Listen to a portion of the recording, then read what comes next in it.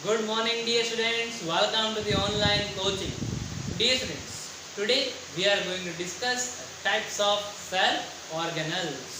Cell organelles में बहुत ही important है endoplasmic reticulum ER, Golgi apparatus, mitochondria, lysosomes and रिबोसोम्स.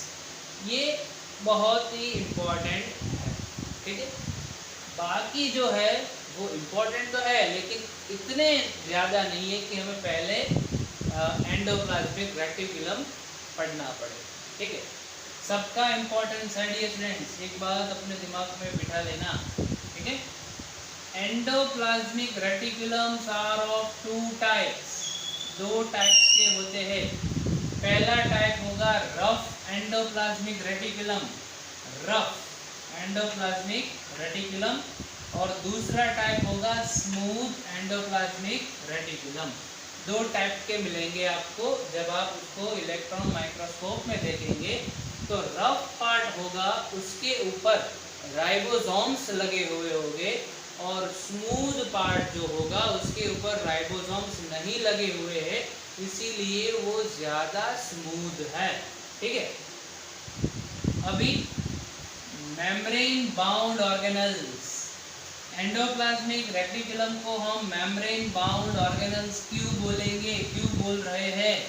क्योंकि इसका एक पोर्शन, एक पार्ट जो है वो प्लाज्मा मेम्ब्रेन या फिर सेल मेम्ब्रेन कहिए आप, उससे जुड़ा हुआ है. आपको भी पता है कि जो सेल है, पूरा सेल, ठीक है, ये है प्लाज्मा मेम्ब्रेन. Plasma membrane. यहाँ पे बीच में आ जाएगा न्यूक्लियस. अभी एक पोर्शन यहाँ पे कनेक्टेड है ER का, और दूसरा यहाँ पे. दूसरा पोर्शन कनेक्टेड होगा न्यूक्लियस से, और एक पोर्शन कनेक्टेड होगा मेम्ब्रेन से. ठीक है. तो उसको हम बोलेंगे membrane bound organelle endoplasmic reticulum. It is making a large network of tubes and sheets. जो ट्यूब्स होगी डियर स्टूडेंट्स वो स्मूथ होगी, और जो शीट्स होगी वो रफ होगी. इसीलिए मैं आपको बताना चाहता हूँ जो ट्यूब है वो SER है, स्मूथ एंडोप्लाज्मिक रेटिकुलम, और जो शीट से फॉर्म किया जाएगा ER को वो बनाएगा रफ एंडोप्लाज्मिक रेटिकुलम. जैसे ही मैंने कहा था ये अटैच किससे है, तो एक one side with plasma membrane और another side with outer nuclear membrane. एक साइड किसके साथ अटैच है प्यारे बच्चों? प्लाज्मा मेम्ब्रेन के साथ. किसके साथ अटैच है? प्लाज्मा मेम्ब्रेन के साथ.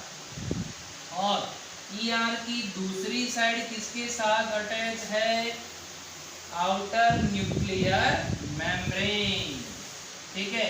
अभी आप समझ गए होंगे कि ये बड़ा काम का है एंडोप्लाज्मिक रेटिकुलम. ये ट्रांसपोर्टेशन का काम करेगा ना. ये किसका काम करेगा? ट्रांसपोर्टेशन का. देखते हैं, क्योंकि इसके पास लार्ज नेटवर्क है. इसके पास लार्ज नेटवर्क है ट्यूब्स और एंड शीट्स का. जो रफ होते हैं, जैसे मैंने यहाँ पर ही आपको समझा दिया था, rough endoplasmic reticulum are having ribosomes present on the surface. इसी की वजह से इसको रफ बोला जाता है, क्योंकि उसके ऊपर राइबोसोम्स है, और जिसके ऊपर राइबोसोम्स नहीं है वो स्मूथ है. ठीक है. तो ribosomes are present on the surface of rough endoplasmic reticulum, and ribosome is absent on smooth endoplasmic reticulum. अभी हम एंडोप्लाज्मिक रेटिकुलम का फंक्शन देख लेते हैं. पहले आप इसका attachment, dear student, attachment is not given in your text book. I am explaining you this thing. Please see the video very carefully and try to understand. If needed, note something. Okay. Now function we will discuss. अभी rough endoplasmic reticulum RER का काम क्या रहेगा?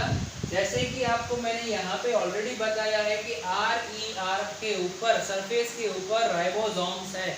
We had already discussed in the previous lecture, dear students, ribosomes synthesize protein. Good.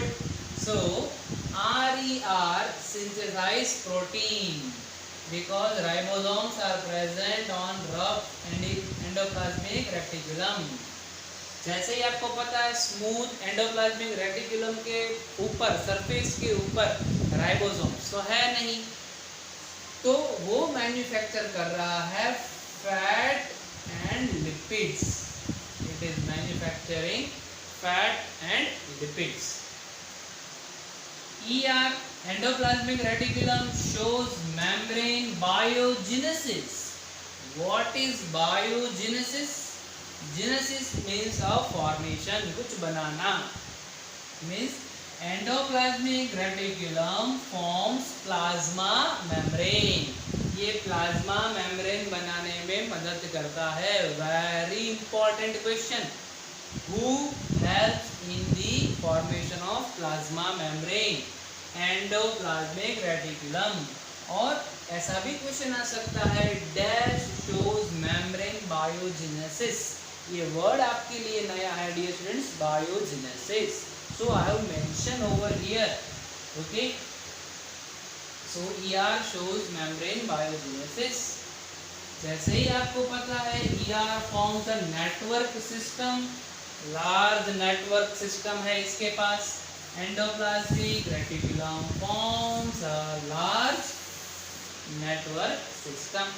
ये system किस काम की है? ट्रांसपोर्टेशन के लिए.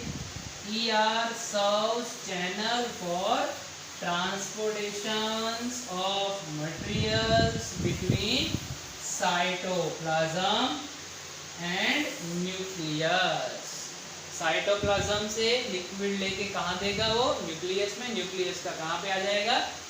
साइटोप्लाज्म में. ये इसका काम है डियर स्टूडेंट्स. ठीक है, आप यहाँ पे देख सकते हो ये न्यूक्लियस मेम्ब्रेन. न्यूक्लियर मेम्ब्रेन के साथ एक पोर्शन जुड़ा हुआ है, दूसरा पोर्शन प्लाज्मा मेम्ब्रेन के साथ जुड़ा हुआ है.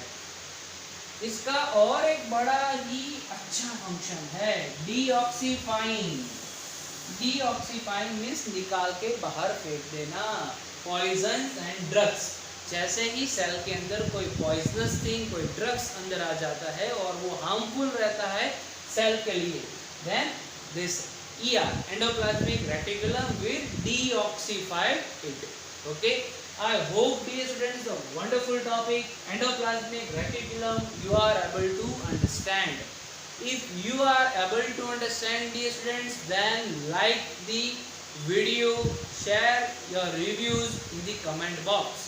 Thanks for watching this video dear students. Thank you so much.